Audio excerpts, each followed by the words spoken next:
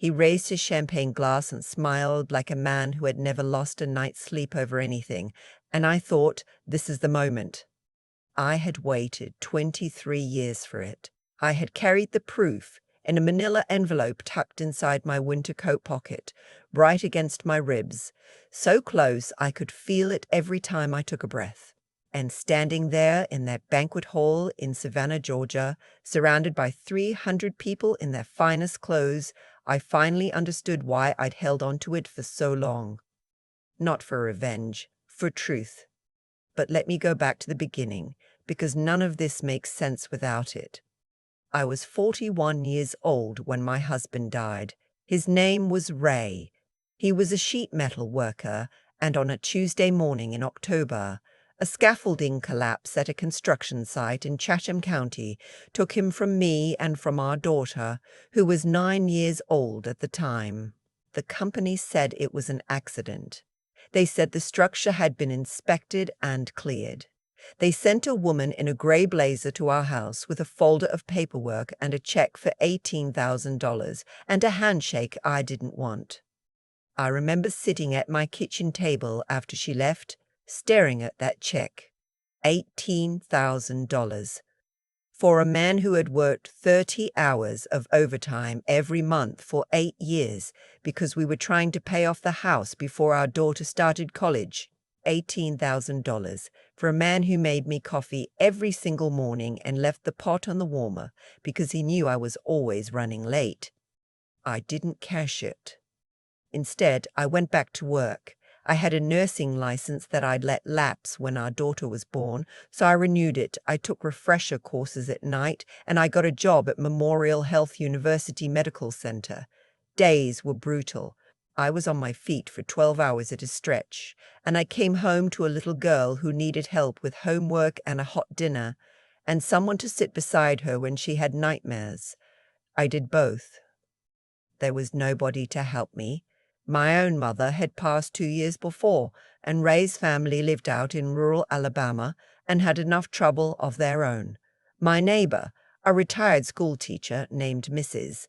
Calloway, watched my daughter after school for $40 a week, which I paid faithfully, and that woman was more family to me than most blood relatives I'd known.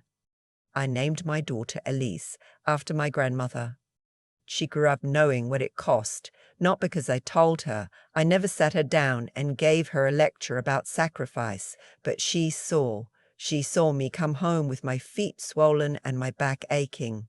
She saw me clip coupons on Sunday mornings and pack her lunch every single day because school lunches cost $3, and that was $3 I could put toward her school shoes. She grew up careful and grateful and kind, and that was worth more to me than any amount of money. She was also the light of my life in a way that I cannot put into words without sounding like every other mother who ever lived. But I mean it, absolutely. What I did not tell her, what I never told anyone until much later, was what I had found. 3 weeks after Ray died, I got a phone call from a man who worked on the same crew. I won't use his name because he's still alive, and I made a promise. He told me the scaffolding hadn't been inspected. He told me the foreman had signed off on paperwork he hadn't actually reviewed because the project was behind schedule and the site supervisor had pressured him. He told me this in a whisper, like he was confessing a sin, and then he told me the name of the man who ran the development company that owned the site. His name was Gerald Whitfield. I had never heard of him then. I have never been able to forget him since. My caller mailed me 2 documents. An internal inspection log showing the scaffolding had been flagged as unstable 10 days before the collapse, and a memo from a site manager to a project director, whose signature was Gerald Whitfield's, noting that repairs would delay the schedule by 2 weeks and asking for guidance. The response, handwritten in the margin, "Push through. Would address it after the pour." I took those documents to an attorney. He told me the case would be difficult, expensive, and likely drawn out for years. He told me I'd need more than 2 documents to prove negligence. He told me to keep them somewhere safe while he explored options. 2 months later, he called to tell me that the company had filed for a legal restructuring that effectively shielded Gerald Whitfield from personal liability. The settlement I'd already refused was the only thing on the table. If I pushed further, I'd spend money I didn't have on a case I might not win, and my daughter would grow up watching her mother drown in a legal fight. I took the documents home. I put them in a fireproof lockbox in my closet, behind Ray's old flannel shirts that I still couldn't bring myself to donate, and I went back to work.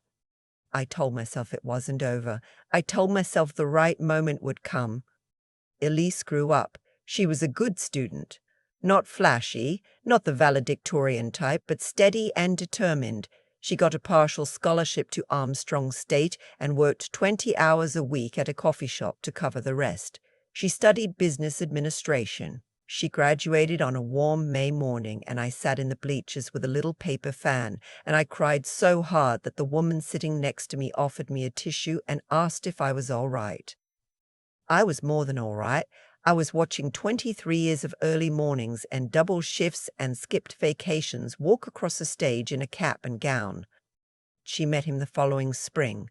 His name was Cooper. She called me one Sunday afternoon, and I could tell immediately from the way she said his name, carefully, like she was carrying something fragile, that this was serious. He was an architect, 29 years old. He'd grown up in a well-off family in the Ardsley Park neighborhood of Savannah, which anyone local would understand to mean a certain kind of house, a certain kind of dinner parties, a certain kind of expectation. He was polite when I met him. He shook my hand and looked me in the eye and said he'd heard so much about me and I couldn't tell whether he meant it. His father's name was Gerald Whitfield.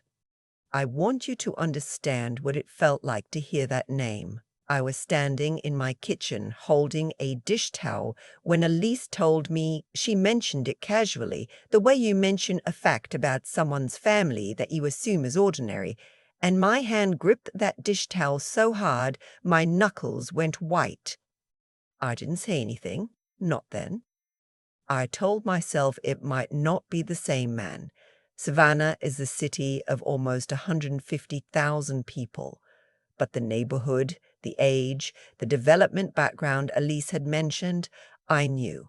I knew before I looked him up, and when I looked him up, the confirmation sat in my stomach like a stone. Same Gerald Whitfield, now running a larger company, Whitfield Development Group, with office buildings and mixed-use projects and his name on a donor's wall at the Savannah Arts Center. A man who had built an empire in the years since my husband died on one of his poorly maintained job sites. I sat with that knowledge for a long time. I thought about telling Elise. I turned it over constantly, lying awake at 3 a.m. the way I had learned to do in the years after Ray died. But every time I tried to imagine the conversation, I ran into the same wall. What would it accomplish? Cooper had nothing to do with what his father had done. Elise loved him. And the documents, though I believed in them completely, had never been tested in court. I was not a lawyer. I was a 61-year-old nurse who had spent 2 decades working the night shift and raising a daughter alone. I told myself I would figure it out. I told myself I'd find the right time. The engagement happened on a Tuesday in March. Elise called me from the restaurant where Cooper had proposed, some upscale place on River Street with a view of the water, and she was crying with happiness, and I cried too, because how could I not? And I told her I was so happy for her. I was happy for her. That part was completely true. The wedding was set for the following October, a Saturday. The venue was a restored historic plantation house outside the city, the kind of place with white columns and moss-draped oaks and a price tag that the Whitfield family was covering entirely. I was given a seating chart that placed me at a table with Elise's college friends and their spouses, 3rd row from the back. I noticed it, but I didn't say anything. The months leading up to the wedding were a study in the particular loneliness of being the less important parent. Cooper's mother, a trim, well-dressed woman named Suzanne, ran the planning with the confidence of someone who had planned many things and never questioned her right. She was not unkind to me. She was something worse, politely indifferent. She'd send me emails CC'd as an afterthought. She'd consult me on flowers and food, but not on anything that mattered. I brought a casserole to one of the planning dinners, and I watched a catering assistant move it quietly off the serving table and into the kitchen. I kept showing up. I helped Elise pick her dress. I altered the hem myself with my mother's old sewing machine on my kitchen floor with pins in my mouth, because the alteration shop wanted $280 and Elise had been paying rent on her first apartment, and I knew she was stretched thin. She stood on a step stool in my living room while I worked around her feet, and she talked about Cooper the whole time. His plans, his dreams, the house they were going to buy in the spring, and I listened and I stitched, and I did not say what was sitting at the back of my throat. The week before the wedding, I took the manila envelope out of the lockbox for the first time in years. I sat at my kitchen table with a cup of coffee, and I read those documents again. The inspection log, the memo, that handwritten margin note pushed through. I thought about Ray. I thought about the morning of the accident, how he'd kissed me before he left, how his coffee mug was still sitting on the counter when the phone rang. I thought about Elise at 9 years old, asking me when Daddy was coming home. I put the documents back in the envelope. I made a phone call to a journalist I had been in contact with, on and off for years, a woman who covered development and housing policy for the Savannah Morning News. I had first reached out to her 12 years ago, and she had been interested but unable to get enough corroborating sources to publish. She had asked me to stay in touch. I told her I had something new to add to the story. I told her I was ready. We met twice that week. I gave her copies of the documents. She had spent the previous year looking into building code violations across Whitfield development properties. She'd been building her own file quietly. My documents were the piece she'd been missing. She told me she needed a few more days. I told her I had a wedding to attend.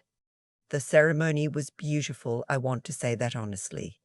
Elise looked like something out of a dream. She walked down that aisle in my grandmother's pearl earrings, which I had cleaned and polished myself the night before, and she was radiant. Cooper cried when he saw her, and I will give him full credit for that. Whatever his father was, Cooper loved my daughter genuinely, and I could see it.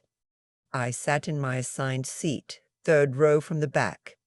The reception was held in a grand ballroom in the same venue, chandeliers and candlelight, and the smell of gardenias, tables set with ivory linens and polished silverware. I found my place card at my assigned table, sandwiched between one of Elise's college roommates and a cousin of Cooper's I had never met. Gerald Whitfield and Suzanne sat at the head table. I could see them from where I was. The toasts began. Cooper's best man went first, then Suzanne, who gave a graceful, prepared speech about family and new beginnings. Then Gerald stood up. He was tall and broad-shouldered, with the kind of tan that comes from weekends on a boat. He had an easy smile and a voice trained to fill rooms. He told a story about Cooper as a boy that got a good laugh. He talked about the kind of woman he hoped Cooper would choose. Someone with grace and resilience, he said, someone who understood the value of hard work. Then he looked out across the room and he said, with that same easy smile, that it was a little unusual for a wedding like this one. He gestured vaguely at the room, the chandeliers, the linens. To be so, well, one-sided in what each family had contributed. He said he hoped Elise's mother had at least managed to cover her own travel expenses. The laughter was uncertain. A few people chuckled nervously. A few others went very still. Elise's face. I will not describe it in detail because it is hers and it was private, but I saw it. I put down my fork. I am 63 years old. I have been awake at 4 a.m. with a sick child and a broken furnace. I have held the hands of dying patients. I have stood at a grave in the October rain and told myself that I would be all right because I had no choice. I am not a woman who is easily frightened, and I am not a woman who lets a moment pass when the moment is the one she has been waiting for. I stood up. The room was not completely quiet when I stood, but it became quiet quickly. Tables near me turned first, then the wave moved toward the front. I said, "I'd like to say a few words, if no one minds." Gerald Whitfield looked at me across the room with the expression of a man who has misread a situation but hasn't quite realized it yet. I said, "My name is Margaret Hale. I'm Elisa's mother. I've been a nurse for 22 years. Before that, I was a wife, and before I was a widow, I was a woman who believed that accountability was something that eventually found everyone." I said, "Mr. Whitfield mentioned one-sided contributions. I'd like to speak to that." I pulled the envelope from my bag. I had carried it with me all day, tucked into the lining, and I held it up. I said, "In October of 2002, my husband Ray Hale died in a scaffolding collapse on a job site owned by Whitfield Construction, which is the predecessor company to Whitfield Development Group. The collapse was preventable. An internal inspection log flagged the scaffolding as unstable 10 days prior. A memo requesting repairs was sent to the project director. The response, in the project director's own handwriting, was to push through and address it afterward." I said that project director was Gerald Whitfield. The room was completely silent. I said, "I raised my daughter on a nurse's salary. I altered her wedding dress on my kitchen floor. I never asked anyone for anything. What I want, what I have always wanted, is for someone to tell the truth. The Savannah Morning News will be publishing a full account of this story on Monday morning." I set the envelope on the table. I sat down. I didn't look at Gerald Whitfield again. I looked at my daughter. The things that happened after that were complicated and painful in ways I had not fully prepared myself for, and I want to be honest about that, rather than wrap it in a bow. Elise came to find me 20 minutes after the reception ended. The Whitfield family had retreated to a private room somewhere, and Cooper had gone with them, and the guests were filing out into the evening in stunned clusters. She found me standing by the coat check, and her face was not the face of someone who had just watched her mother get justice. She said, "Why didn't you tell me?" I said, "I was protecting you." She said, "You made my wedding about this." I told her I'd tried for 23 years to find a better time. I told her I was sorry for the venue, even though I was not entirely sorry, and that I understood her anger, even though it cut me in a place I didn't have words for. She left with Cooper that night without saying goodbye. The article ran on Monday. It was thorough and carefully sourced, and it named Gerald Whitfield directly. By Wednesday, 2 former employees had come forward with additional accounts of safety violations on other sites. By the following week, there were attorneys calling. I went back to work on Tuesday. I ate my lunch in the break room with the same women I'd eaten lunch with for 15 years. I came home to my house, which is paid off, which took me 18 years, and I made myself a cup of coffee, and I sat at the kitchen table where I had sat the morning Ray didn't come home. Elise and I did not speak for 4 months. It was the longest 4 months of my life, and I will not pretend otherwise.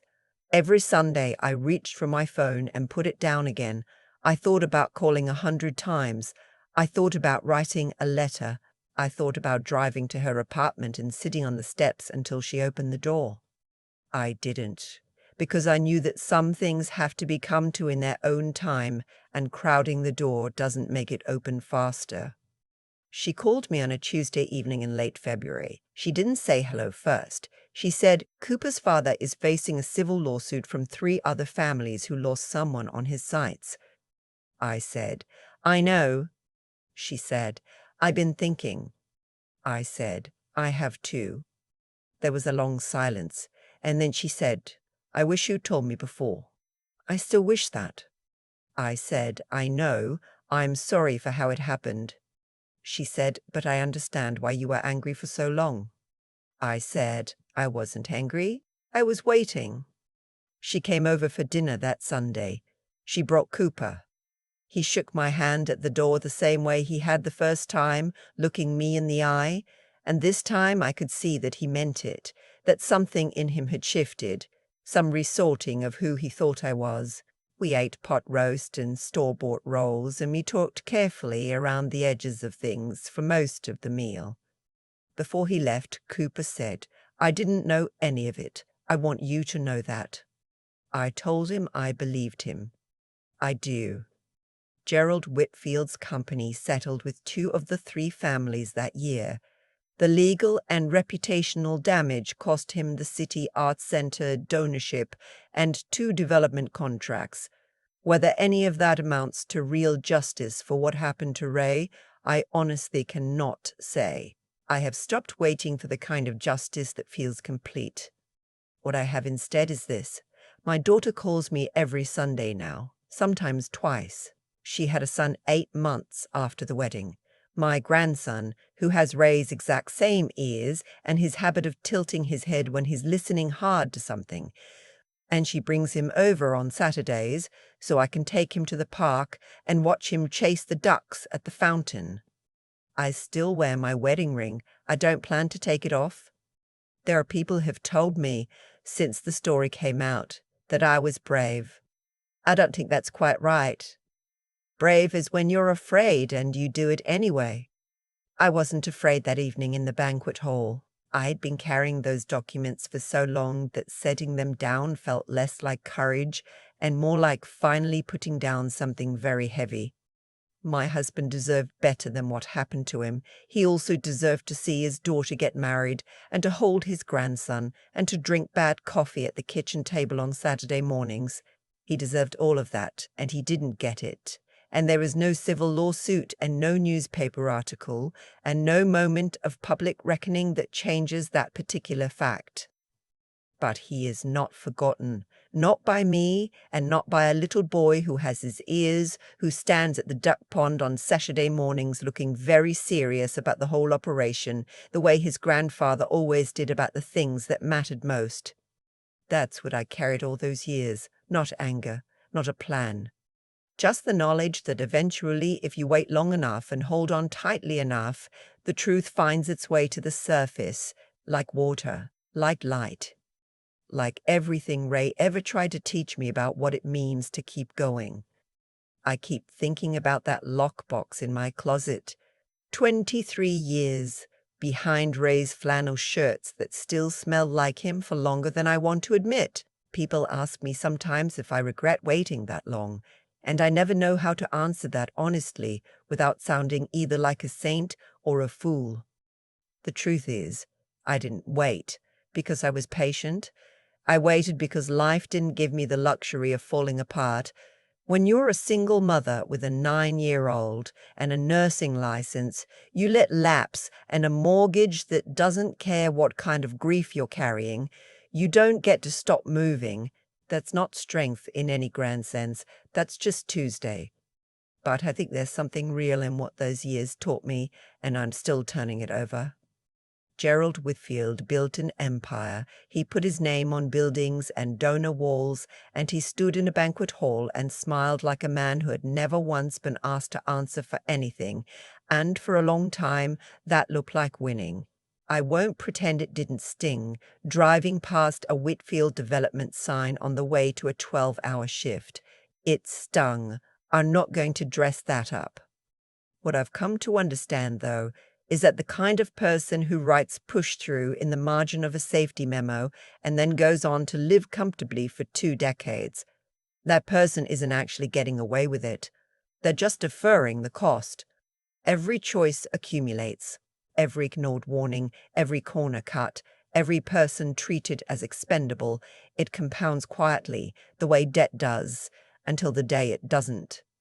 I don't think the universe has a bookkeeping system. I'm not saying that. What I'm saying is that Gerald Whitfield's choices required him to become a certain kind of man, a man who could look at a widow at his son's wedding and make a joke about her travel expenses. That's not power. That's what's left of a person when they've spent 20 years choosing convenience over conscience. And Elise, my daughter, I understand her anger at me, and I still carry some guilt about how that day unfolded. But I also think about the girl who grew up watching me click coupons and show up anyway to every school event, every late-night homework session, every hard thing, and I think she already knew, somewhere deep down, what it meant to do right by someone, even when it costs you. She learned it not from a speech I gave her, but from years of watching it done. That's the only way any of us really learn anything that matters. What I want, if I'm being honest, is for anyone watching this to understand that integrity isn't a single dramatic moment. It's the 1,000 ordinary moments before it. It's keeping a document in a lockbox for 23 years because you believe the truth deserves a witness. It's altering your daughter's hem on your kitchen floor because love is practical before it's poetic. It's going back to work on Tuesday after the story runs, eating lunch in the same break room, being the same person you were before anyone was paying attention. That's what I carried in that envelope. Not just evidence of what Gerald Whitfield did, evidence of what Ray was, evidence of what I was trying to be. My grandson has his grandfather's ears. He tilts his head the same way when he's listening hard. I notice it every Saturday at the duck pond, and I think this is what persists. Not the name on a donor wall, not the banquet hall or the chandeliers. This. Ray deserved better. He also deserved to be remembered by someone who didn't let the remembering make her bitter. I'm still working on that last part. But I'm still working, and at 63, I think that counts for something.